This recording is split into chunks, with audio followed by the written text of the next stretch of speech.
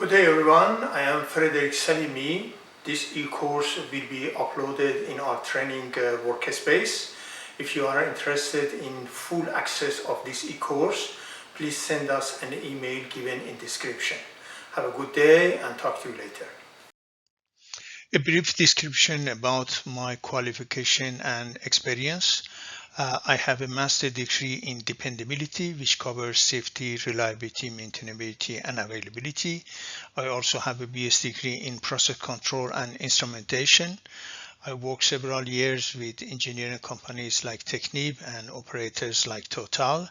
I was involved in pre-project, FEED, detailed design, construction, and operation. Today we discuss about scenario-based risk assessment, QRA, and ALARP demonstration. This is a generic version and will be customized for your project or for your installation later. This course takes 1 day. We give you access to EPC 365 training monitor for discussions. The objective of this course is to give a practical understanding of scenario-based risk assessment, QRA, and ALARP demonstration for oil and gas installations. This is a HEM process, and I would like to show you that today we will discuss about the both eye analysis, QRA, ALARP demonstration, and identifications of the safety critical element based on the risk assessment. This picture shows what are the steps in common for the performing QRA, preliminary risk assessment, and detailed risk assessment. Both of three of them, they have hazard identification. The same approach is basically by hazard or HAZOP, and here we have, after performing these studies, we have to do the ALARP demonstration and then action plan and risk register. So this is a typical risk matrix. Normally by severity here, it goes from 1 that it is a slight injury up to the multiple fatality. So this scenario are for people, and for asset, environment, and reputation. And here is about the frequency has occurred in the worldwide industry, but not in the company, has occurred in similar company installation, etc. So this part of the matrix is high risk and intolerable, and because here is multiple risk, and the occurrence happens several times a year, so there should be a if there is a risk in this area, there should be intolerable, and it should be redesigned, and etc. Here is the part that we here that ALARP region, and it is medium risk, and we have to do the risk reduction here. And the other part is low risk, and finally applicability.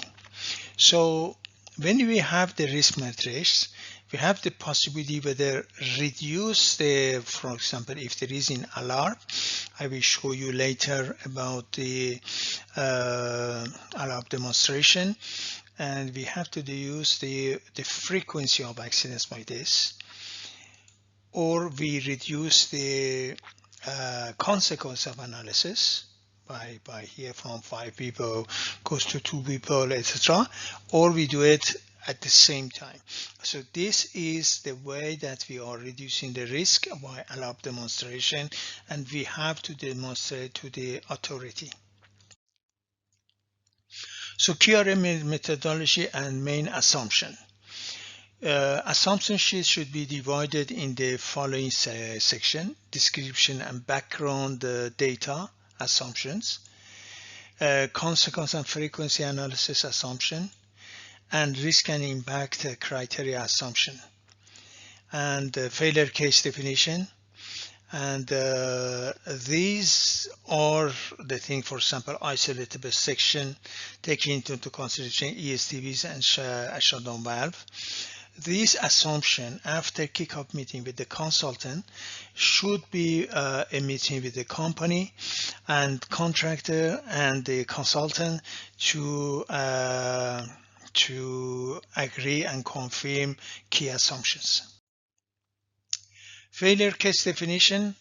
As I said, isolatable section shall be taking into consideration ESTV and shutdown valve. And for each isolatable section, one or more failure case can be studied. And these are here, for example, release condition, process condition, release location, material phase release. So if you look at this PFD, here is a separation. For example, this is isolatable number 9. There are certain shutdown valve here, so this was considered as one isolatable section, and the things, and from this is from a slug catcher and comes to the LP separator, and this is isolatable section number 10. And if you look at here, for example, number 9 is a slug catcher, and there is 3 scenarios, and the LP separator also, and there are 3 scenarios. Since there are lots of scenarios, we have to give a numbering system for them. This is a typical one. We have to give the facilities. For example, for this project, there was wells, clusters, and central process facilities, and they were considered as 1, 2, 3. And here is about unit. For example, here M is metering and export and export. And then this is a number of the scenario, and the phase, if it is a mix or vapor or liquid. Release sizes, and normally we take 4 category of release sizes, 5, 65, 10, and full rupture for the QRA. And here the consequences, if it is jet fire, pool fire, flash fire, vapor cloud explosion, and oil spill. And finally, about safety barriers, if it is isolation and blowdown success, isolation but not blowdown, and here no isolation and no blowdown. So these scenarios, we have to look at all the consequences and frequency of them. So a little bit information about the congested area. We have also to look at the congested area.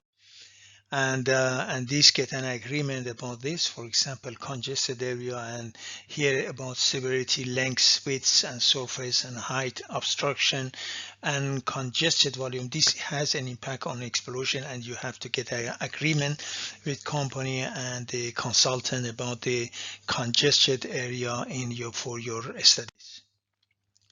So risk analysis involve the background data, for example, population, meteorological data, impact criteria, and we have to use event tree approach, accounting for ignition probability, isolation time, safeguard, etc., to determine the risk.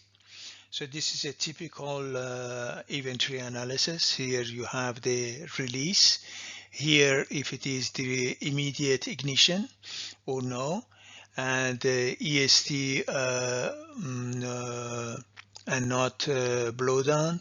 Here, blowdown succeed, and delay of ignition, and then we have the congested area, and then finally we come up with some certain scenario. For example, jet fire, explosion. If it is delay ignition, there will be explosion. So this inventory, you will look at it in the most of the cases in the risk analysis.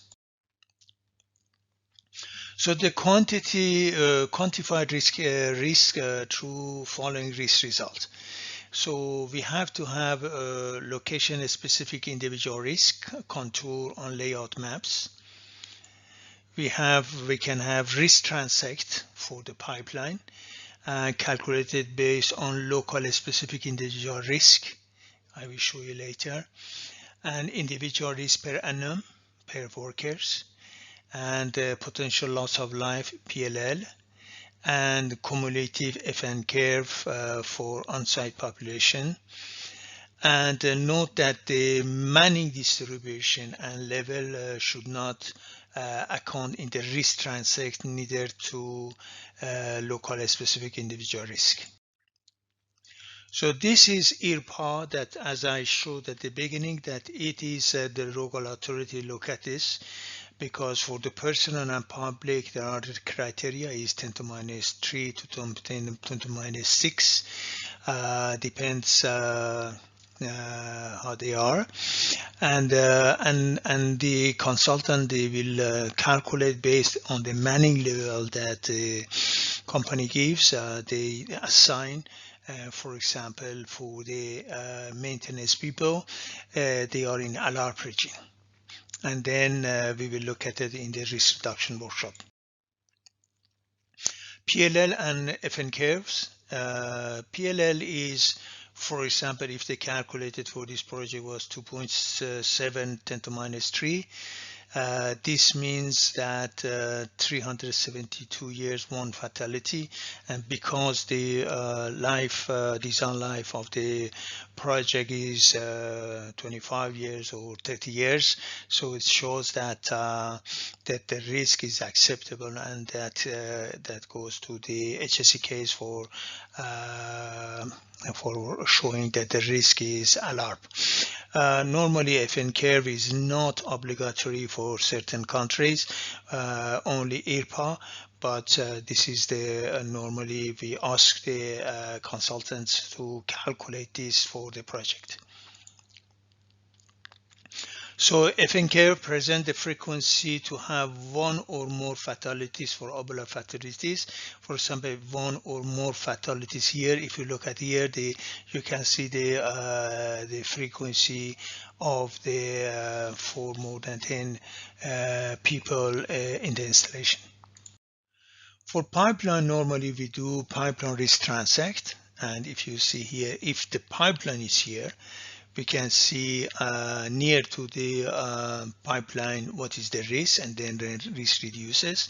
So by this way, for example, based on the tolerability, we can see we can determine the right of way.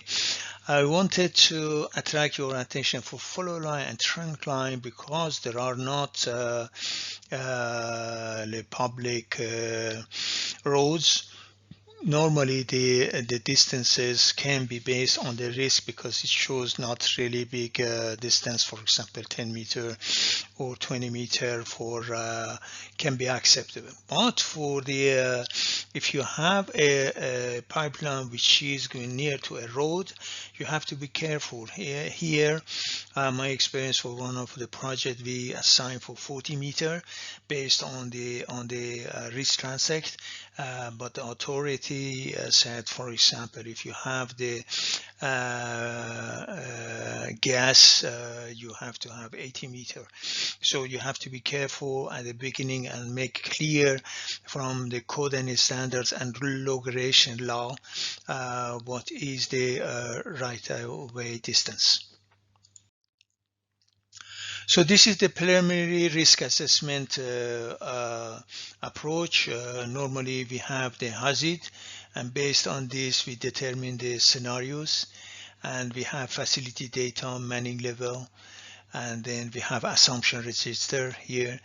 we calculate the frequency of critical element and consequences, and we look at frequency of hazard, and based on the company matrix here, we define the scenario of the risk. For example, here, if this is the company matrix, we have to look at it for human, environmental, and asset.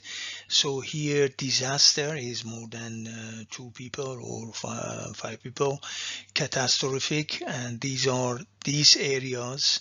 If there is a, and here there are the probability is likely. If it is likely and disaster, it is in this area, and you have to do the detailed risk assessment with the existing barriers and to see where they are. This is when you've done the preliminary risk assessment, you do the same thing with the protective measure, but here now is here if you see it is level 2 ALARP regime, level 1 first priority, and level 3 acceptable. So this consultant will calculate this for DRA. And when it is done, DRA, we have to go for the risk reduction workshop. And as you see here, there is MP gas header. This is the functional block. And here, large jet fire, unisolated. And here, the consequences of this severity is disastrous. So here you see is level 2.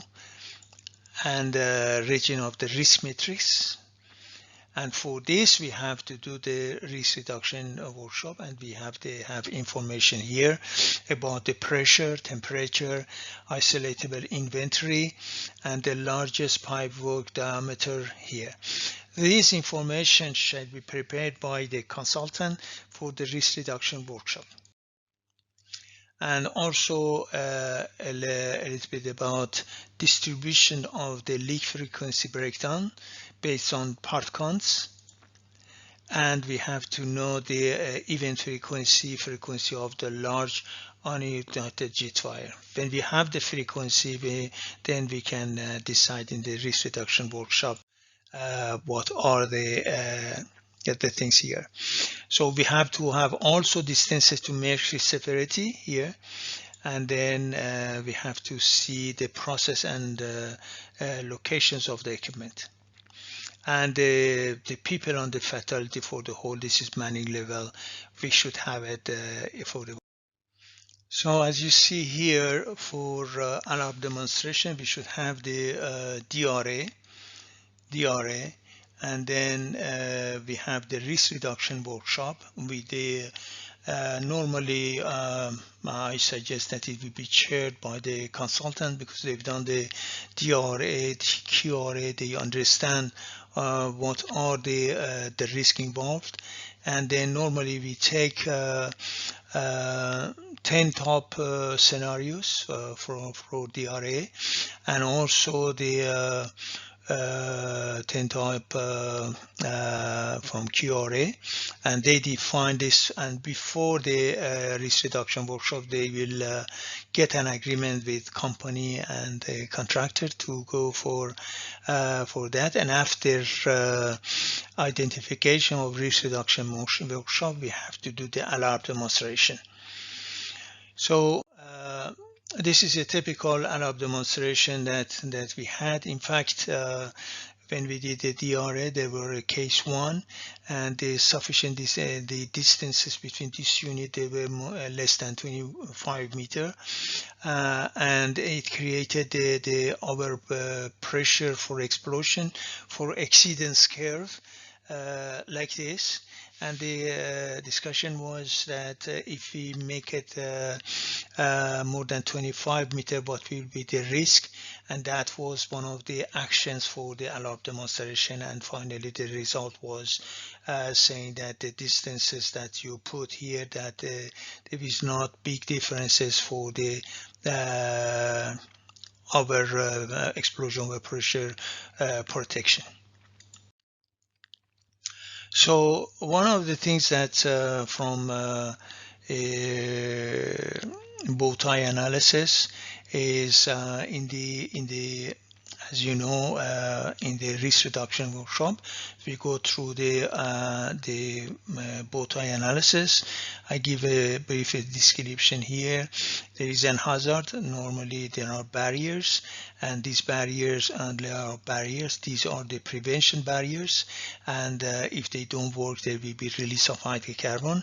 And here there are the barriers, layer of protection for control, mitigation, and escape. And if it doesn't work, there will be accident. And by this way, we can identify the risk, a safety environmental critical element, because before was safety critical, but now the safety and environmental critical element. And if you see here, the prevention barrier in the workshop defined like this, and mitigation measure in the right hand side of the bow tie was identified like this. So this is prevention and mitigation. So when the barriers were identified, now we have to see the criticality of these barriers, and as you know, there are three factors comes F, C, R, and we multiply by them. If it is greater than 10, it is high criticality, and if it is between 5 and 10, it is medium, and less than 5 is low. And as you see here, we get the credit. If it is prevention, it is more critical, it is 3, and if it is in the right hand side of bow tie is 2, and if it is mitigation is 1. And then we look at the consequence of the failure of SE. If it is significant impact is 3, and 2 and 1, and if there is redundancy, 3, 2, 1, and then we calculate this. So this is a typical identification of safety critical element by major accident here. For example, a different unit number 100, this in the separation area, and it becomes 18. It is the very highly critical. Is hydrocarbon pressure vessel are very critical. So this goes for the period of test of the performance standard for this vessel in this unit.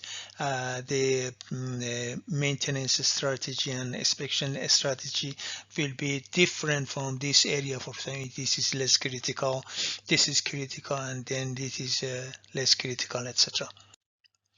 So as I said, when from DRA and bow tie, we identify safety and environmental critical element. Then we have to develop performance standard. Then it goes to computerized maintenance system, and then the compliance and integrity level. And at the end of this e-course, we have another e-course, as I explained, how all the stage of this for the compliance. So as a conclusion for QRA and demonstration of HSE case, so as you see here, for the authorities is what is important is identification of the risk, that normally HAZOP and SIL. So these are HAZOP and HAZID are identification of the risk. We've done the bow tie analysis. We have done QRA for the people. We performed the preliminary and detailed risk assessment. We did ALARP demonstration, and all this input goes to HSE case. And also HSE case should give reference to the safety critical element that we identified from scenario-based risk analysis and QRA. Now I explain how you can go to risk assessment training workspace.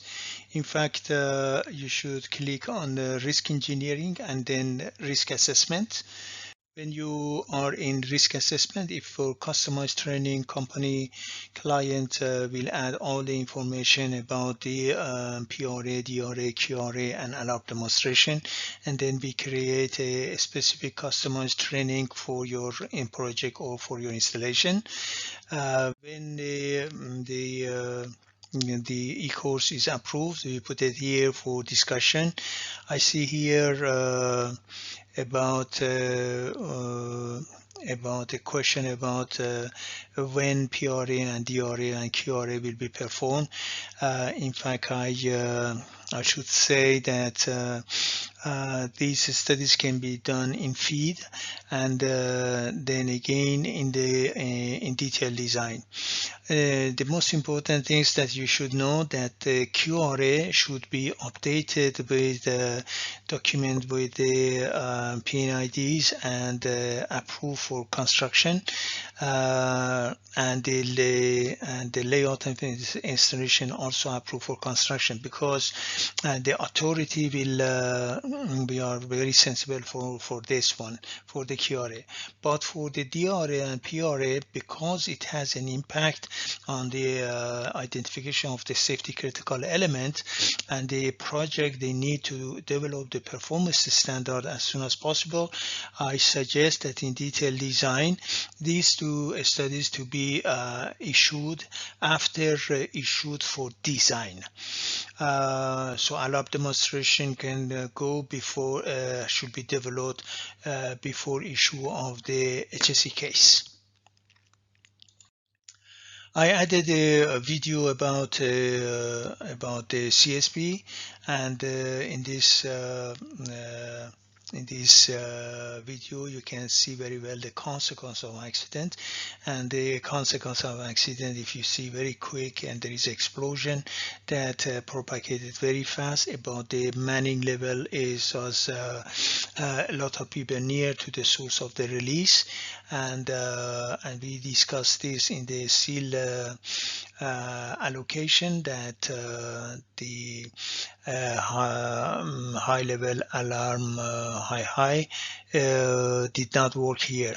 If there were a risk reduction workshop, definitely this barrier was identified and it was critical, and then it went to the performance standard, and minimum inspection and test and frequency was already done, and probably it worked when they needed. Thank you for your attention. If you have any question, please send us an email to pmc@epc365.com. We have two websites. You can send your questions from these websites. We will get back to you as soon as possible. Have a good day, and talk to you in our next workshop. The hot feed entering the tower caused the liquid inside to start to boil and swell. Liquid filled the tower completely and began spilling into the overhead vapor line, exerting great pressure on the emergency relief valves 150 feet below. At 1:14 p.m., the three emergency valves opened, sending nearly 52,000 gallons of flammable liquid to the blowdown drum at the other end of the ISOM unit. Liquid rose inside the blowdown drum and overflowed into a process sewer, setting off alarms in the control room. But the high-level alarm on the blowdown drum failed to go off. None of the operators knew of the catastrophe unfolding in the ISOM unit. As flammable hydrocarbons overfilled the blowdown drum, operators nearby saw a geyser of liquid and vapor erupt from the top of the stack. The equivalent of nearly a tanker truck full of hot gasoline fell to the ground and began forming a huge flammable vapor cloud. The vapor cloud expanded in just 90 seconds, engulfing the unit and the nearby trailers full of workers. About 25 feet from the base of the blowdown drum, two workers were parked in a pickup truck with the engine idling. As flammable vapor entered the air intake, the diesel engine began to race. The two workers fled, unable to shut off the engine. Moments later, witnesses saw the truck backfire and ignite the vapor cloud. Powerful explosions swept through the area. The blast pressure wave accelerated through the ISOM unit, causing heavy destruction and igniting fires. The workers inside the trailers were right in the path of the explosions. The fires continued to burn for hours. 12 of the 20 occupants of the double-wide trailer were killed. along with 3 workers in a trailer nearby. 180 workers were injured, many with serious burns, fractures, or other traumatic injuries. The wood and metal frame trailers were blown apart by the blasts. Firefighters struggled to rescue the injured and recover the victims. 50 large chemical storage tanks were damaged, and the ISOM unit remained shut down for more than 2 years.